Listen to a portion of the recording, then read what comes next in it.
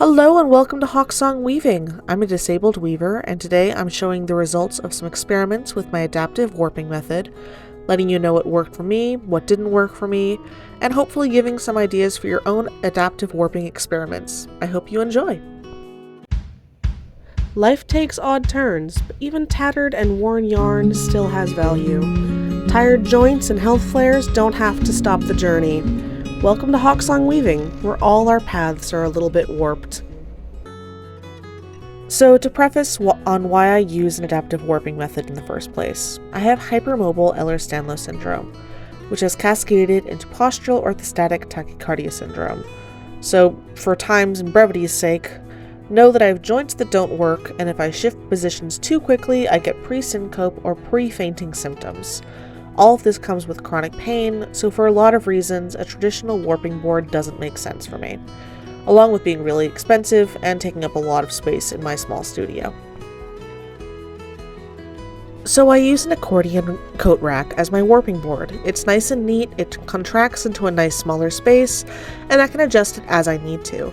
And I don't have to be up and down and all around and having tachycardia, a racing heart, that stresses out my inadvertent medical alert cat Penelope. She was meant to be an ESA cat, but she's assigned herself a different job, and she will scream at me if my heart rate gets too high. The one issue with my current warping coat rack, the one featured here, is that its pegs are a bit too short, and it can be frustrating managing the warp for a wider project.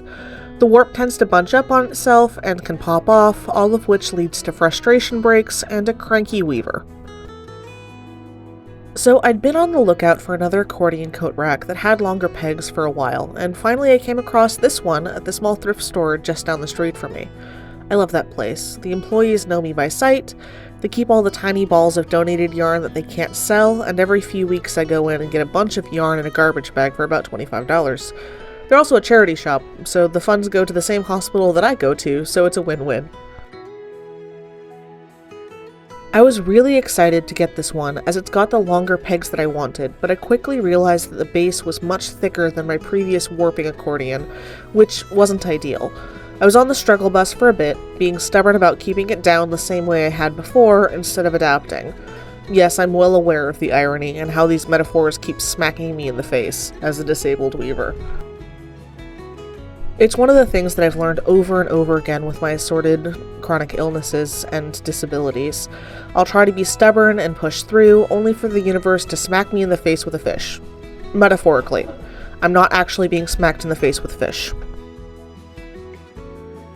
So once I accepted that this wasn't going to be in the same exact configuration as the previous warping accordion, things got a bit easier. It still took some finagling and adjusting to get into a rhythm, but I did finally get into it. There was still some bumps here and there, mostly getting caught off guard by muscle memory as I wasn't used to the taller pegs. Towards the end of the warping, I tried one more experiment, because why not? I've had a lot of success with doubling the warp threads, as in using 2 thinner skeins of yarn in place of 1 thicker skein, and I wondered if I could manage 3.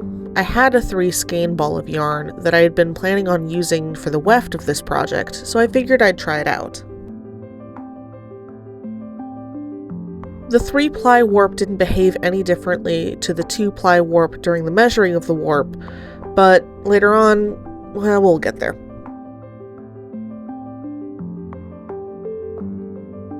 Before I get too far into this, I'd like to thank you for watching. If you'd like to support my work, some free ways to do that are to like, subscribe or follow, and share. This applies to other small artists as well. It's a great way to let the social media algorithms know that this is content worth watching. If you'd like to support me financially, there's Buy Me a Coffee linked below, along with the link to the Hawksong Weaving Square site, where you can purchase unique woven products.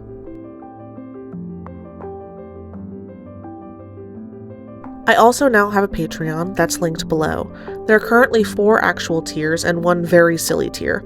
These tiers include early access to videos, a weekly post of Life of the HR and OSHA Cats, a Kvetchy diary, being able to vote on projects, a first dibs group for projects featured in videos, and fun snail mail. The 5th tier is absolutely a joke, but just in case, in this economy, I won't say no. For $1,000 a month, you can tell me that I'm not actually disabled, I'm just lazy, and to try whatever yoga, juice cleanse, snake oil nonsense fixed your cousin. I'm absolutely open to other ideas for Patreon. Please feel free to comment them.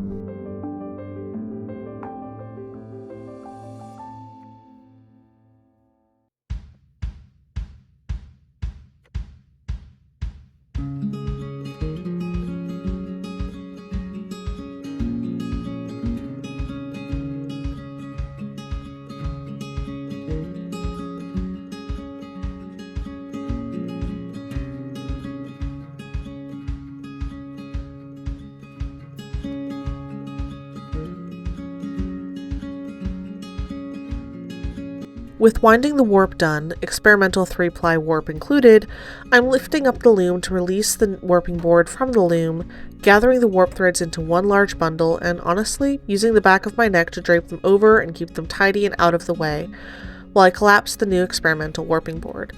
A benefit to this experimental warping board is that because it's not pressed down, I can more fully collapse it and get it out of my way while continuing the loom dressing.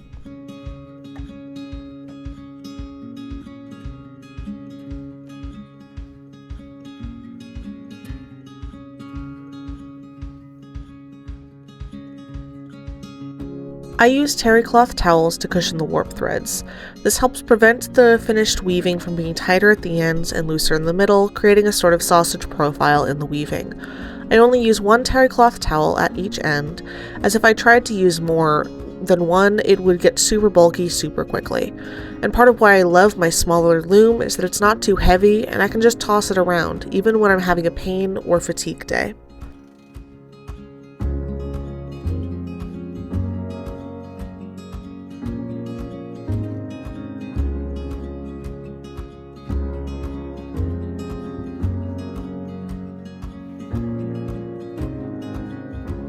The way I warp has me cutting the warp loops at the end of winding the warp. This is what's easiest on my body. It won't work for everyone, and that's okay. With a double skein warp, I'm having to be even more careful to pay attention to how the warp threads are laying on the back bar of the loom, and the right hand thread goes through the smaller hole in the rigid heddle reed. It's not critical, and some minor mistakes aren't the end of the world, but it does make it easier to keep the tension of the warp threads even across the entire weaving.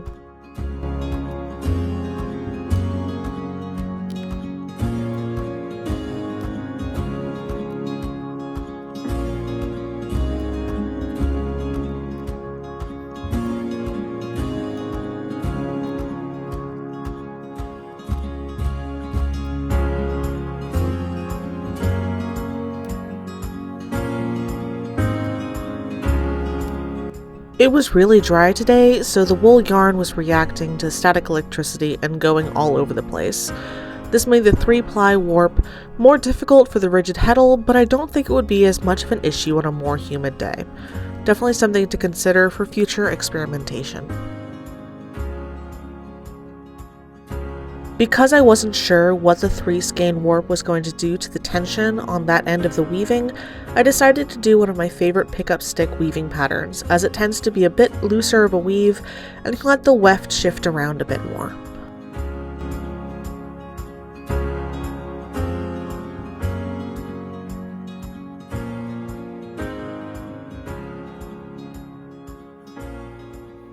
Some takeaway from both experiments. For the warping accordion, I definitely want taller pegs, but it needs to have a lower base plate. So I'll keep looking and may end up replacing the pegs on my previous pine warping accordion. Also because I'm a little suspicious of the paint on the new warping accordion because I watch enough furniture restorations and flips on YouTube, shout out to Transcend Furniture, I adore that channel, to have a layman's understanding of what lead paint looks like. And the white paint especially has that lead hue to it. For the 3-ply warping experiment, I'm at an eh. It's one of those good to know I can do it, but it's largely unnecessary and causes more anxiety than it's worth things.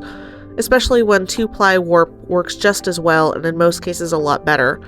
Down the line I'd like a 10 dent reed, but I'm happy with my 8 dent reed, and that's all I really need for right now anyways.